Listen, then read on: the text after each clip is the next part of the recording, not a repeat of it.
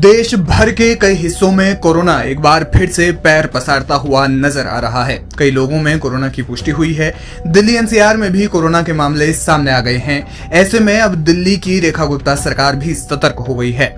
Corona के बढ़ते मामलों को देखते हुए दिल्ली सरकार ने एडवाइजरी जारी की है, जिसमें अस्पतालों से बेड, ऑक्सीजन और दवाओं के साथ साथ वैक्सीन की उपलब्धता के लिए तैयार रहने के लिए कहा गया है। इसी के साथ सभी स्वास्थ्य संस्थानों को जीनोम सीक्वेंसिंग के लिए सभी पॉजिटिव कोविड-19 सैंपल लोकनायक अस्पताल भेजने के लिए कहा गया है।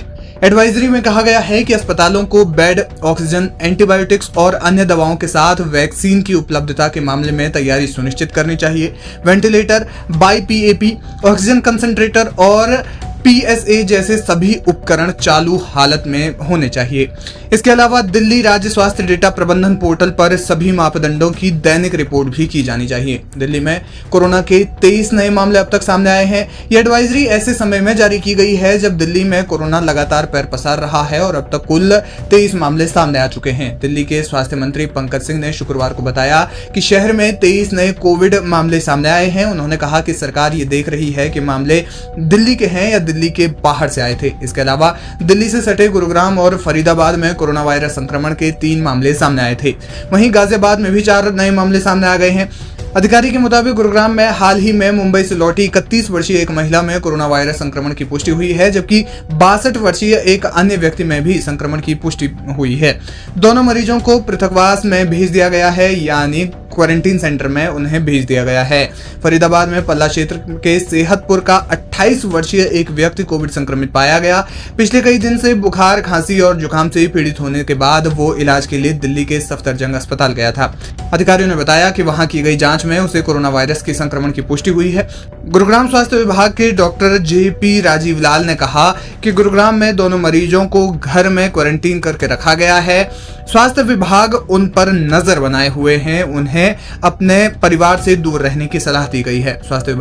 स्वास्थ्य विभाग उनके संपर्क में आए लोगों की पहचान कर रहा है ताकि उनके नमूनों की भी जांच की जा सके। बहरहाल दिल्ली में एडवाइजरी जारी की गई है और अब धीरे धीरे कोरोना पैर पसारता हुआ नजर आ रहा है। कोरोना के टोटल दिल्ली में 23 केस आए थे और वो प्राइवेट लैबों में से आए हैं। दिल्ली सरकार इसको पहले देखना चाह रही है कि ये पेशेंट दिल्ली के थे कि दिल्ली से बाहर से आए थे। एक ये अलग विषय है। जो हम देख रहे हैं कि ये बाहर से, दिल्ली से बाहर से आए थे कि इंडिया से बाहर से आए थे। दूसरा, तैयारी के रूप में हमारे सारे मेडिकल सुपरिटेंडेंट से बात हो रही है, डॉक्टर्स की सारी टीमों से बात हो रही है। प्राइमरी किसी चीज के लिए दिल्ली सरकार तैयार, तत्पर है और किसी को पैनिक होने की इसमें जरूरत नहीं है, बिकॉज ये वेरिएंट ने अभी जो रूप दिखाया है वो एक नॉर्मल इन्फ्लुएंजा की तरह लगता है शुरुआती समय में। और बाकी जो एग्जैक्ट रिपोर्ट आएगी वो आपके सामने बीच में लेकर आएंगे। अभी 23 पेशेंटों में सब ठीक हैं। मुझे नहीं लगता कि दिल्ली को या किसी को भी पैनिक होने की जरूरत है। सर, क्या हॉस्पिटल्स को कोई डायरेक्शंस दिए गए हैं टू बी प्रिपेयर्ड? हमारे हॉस्पिटलों के साथ, सब हॉस्पिटल के MS के साथ, डॉक्टरों के साथ मीटिंगें हो चुकी हैं। हॉस्पिटल्स ऐसी किसी भी इमरजेंसी के लिए तैयार है।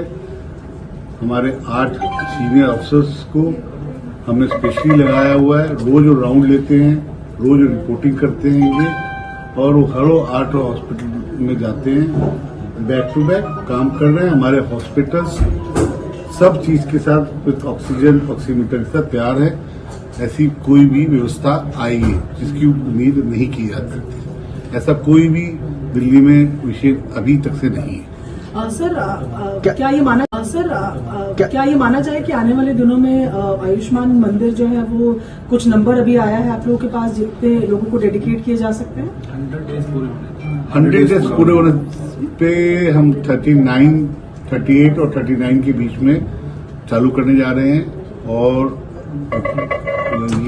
ये काउंट 38-39 को आप 100 डेज के बीच में मानिएगा और अगले 2 महीने के अंदर कम से कम हम 200 से ऊपर आयुष्मान के